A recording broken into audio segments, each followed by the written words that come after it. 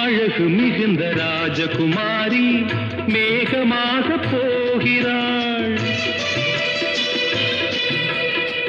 ஜரிகை நெளியும் சேலை கொண்டு மலையை மூட பார்க்கிறாள்.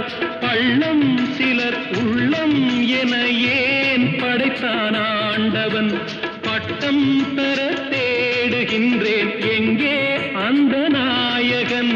மலையின் காட்சி இறைவன் ஆட்சி. செந்தாழம் பூவில் வந்தாடும் தென்றல் என் மீது மோதுதம்மா.